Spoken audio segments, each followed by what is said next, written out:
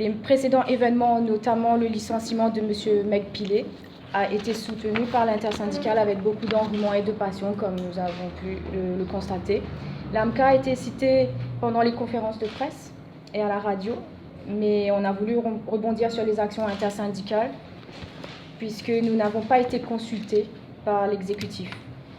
Leur position très tranchée sur toute cette affaire, en fait, est contraire à la position de l'AMCA qui est de rester neutre, impartial et ne pas prendre parti.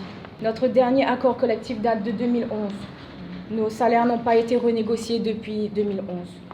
Nos conditions de travail se détériorent à vue d'œil. Les rapports avec nos dirigeants sont conflictuels. Nos acquis sont constamment menacés. Certains de nos agreements ne sont même pas respectés. Nous sommes devenus le département à problème et pourtant qui est resté en retrait.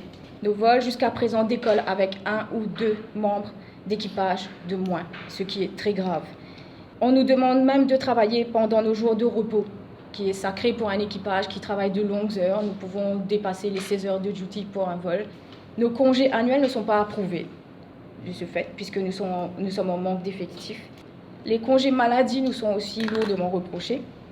Certains ont été même menacés d'être closely monitored pour ne serait-ce que 9 jours de congé pour les sick leave.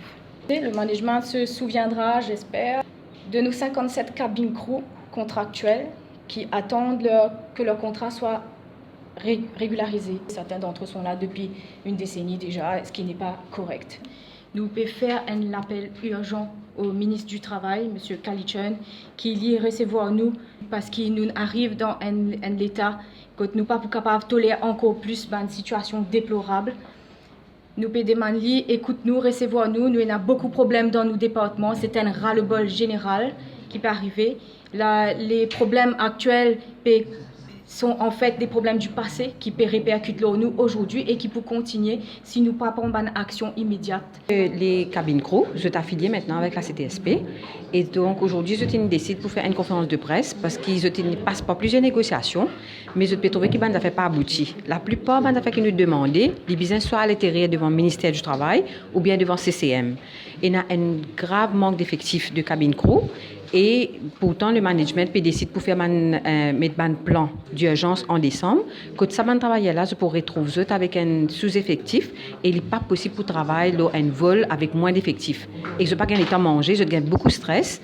Et nous pouvons demander justement au ministre du Travail pour intervenir dans ce problème-là. Nous avons un cas qui est déjà devant le CCM, nous avons un cas qui est devant le ministère du Travail. Et là, nous pouvons encore un cas parce qu'il y a une urgence qui peut arriver en décembre. Donc, pendant 10 problèmes, comment dire, un grand du monde dans Air Mauritius, c'est pas CEO, c'est pas chairman, et il y a aussi problème travailleurs qui besoin prendre en considération. Pas plus tard qu'hier, on trouvait le président du conseil d'administration, le VPHR, fin annoncé qu'il fin faire un profit. Mais en contrepartie, fin aussi une lettre qui sorti qui peut venir avec un constituency plan que pour venir formaliser maintenant qui va une cabine crew de besoin travailler avec personnel réduit. Et cela sans aucune discussion avec le syndicat. Donc nous considérons ça, nous d'abord, que c'est une violation du Employment Relations Act, parce que quand on a un syndicat reconnu, ou besoin ouvrir discussion si on envie sans conditions de travail. Ou pas qu'à augmenter le workload de nos employés et ou faire comment dire comme l'État à la poste ou impose sa décision. Aujourd'hui, AMCA peut prendre sa propre décision et toute indépendance peut demander que le ministre du Travail besoin intervenir. Et s'il n'est pas intervenir, il fait sous de oreille, nous pouvons obliger à rentrer dans une action industrielle parce qu'il n'est pas capable de continuer d'émotions.